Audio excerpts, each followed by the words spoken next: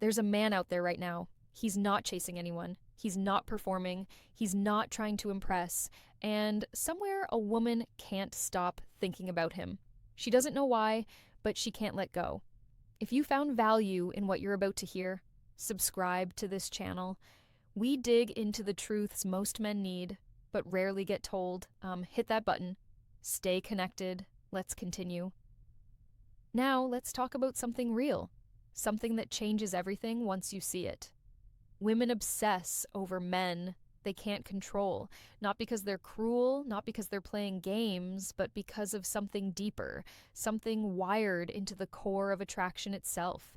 And most men never understand this. They think being available means being valuable. They think being agreeable means being attractive.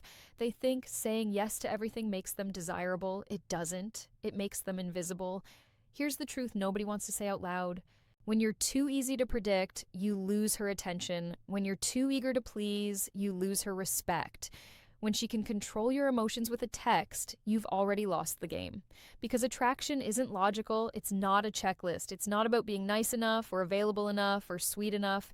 Attraction is tension. It's mystery. It's the feeling that she hasn't fully captured you yet. The moment she feels she has you completely, something shifts. The chase is over. The curiosity dies, and you become another man she once liked, but no longer thinks about.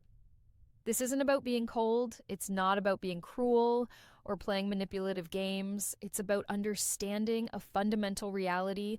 You cannot be both the man she controls and the man she craves. You have to choose. And most men choose wrong. They choose comfort over respect. They choose validation over value. They let her lead because they're afraid of losing her. But that fear is exactly what kills the attraction. Let's go deeper. Think about the men women can't forget. The ones they talk about years later, the ones they compare every other man to. What do those men have in common? They didn't need her approval. They didn't change themselves to fit her mood. They had a life, a mission, a center that she couldn't shake. And that drove her wild because she wanted in. She wanted to matter to him. But she couldn't control whether she did. That uncertainty created obsession. Now compare that to the man who drops everything when she calls, the man who rearranges his schedule for her convenience, the man who asks permission before making decisions. She might appreciate him. She might even care about him. But she doesn't obsess over him because there's nothing to chase. He's already hers. And what we fully possess, we take for granted. This is where most men get confused. They think love means surrender. They think devotion means losing themselves. They think being a good man means being a doormat. It doesn't. Being a good man means having standards. It means having boundaries. It means saying no when something doesn't align with who you are. And that's what creates real attraction.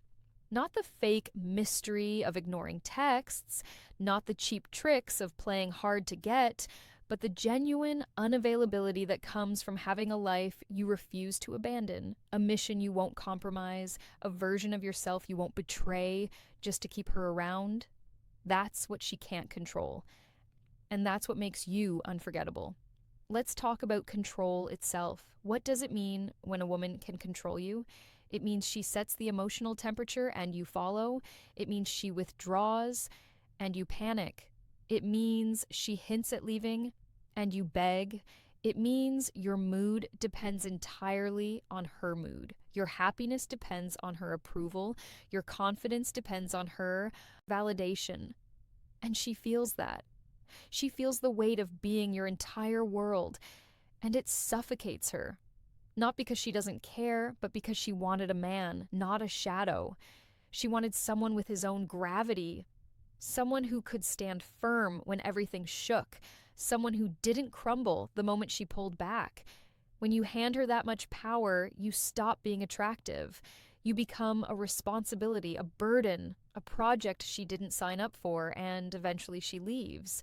Not because you loved her too much, but because you loved yourself too little. That's the part that stings. That's the part most men don't want to hear. But it's the truth. You can't make her obsess over you by obsessing over her. You can't make her chase you by chasing harder. You can't earn her desire by giving up your dignity. It doesn't work that way. Attraction flows towards strength, towards self-respect, toward the man who remains whole, even when she's gone. And here's the paradox. The less you need her, the more she wants you. The more complete you are alone, the more she wants to be part of your life.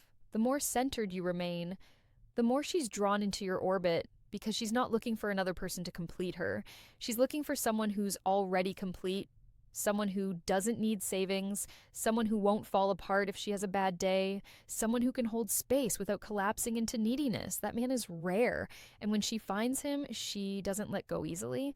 Now, let's address the uncomfortable part, the part where men realize they've been doing it all wrong. You've been taught to sacrifice, to put her first, to prove your love through availability, and maybe that works in fairy tales, but in real life, it creates resentment. You resent her for not appreciating your sacrifices. She resents you for making her feel guilty. And the relationship, dies slowly under the weight of unspoken frustration because you gave up too much. You thought love meant erasing yourself, but love is not eraser. Love is two whole people choosing each other, not two halves trying to become one. When you abandon yourself for her, you're not being noble. You're being weak, and she can feel it. She might not say it, but she knows, and it changes how she sees you. This is why the men she can't control are the ones she remembers, because those men didn't need her permission to exist. They didn't ask for validation. They didn't bend and twist themselves into whatever shape she wanted. They stayed solid. They stayed true, and that truth became magnetic. Let's talk about what this looks like practically. It's not about being distant. It's about being grounded. It's not about ignoring her. It's about not abandoning your purpose when she's around. It's not about being emotionally unavailable. It's about being emotionally stable. She can bring her storms and you won't become the storm. She can test you and you won't crumble. She can pull away and you won't chase like a desperate man. You continue, you remain, you stand firm. And that stability is intoxicating because most men collapse under pressure. Most men lose themselves in relationships. Most men become unrecognizable after a few months with a woman, but not you. You stay you. You keep your hobbies. You maintain your friendships. You protect your time. You honor your goals. You don't negotiate your self-respect for affection. And when you live like that, something shifts. She stops testing you. She stops pulling away to see if you'll chase. She stops playing games because she realizes you're not playing. You're just living.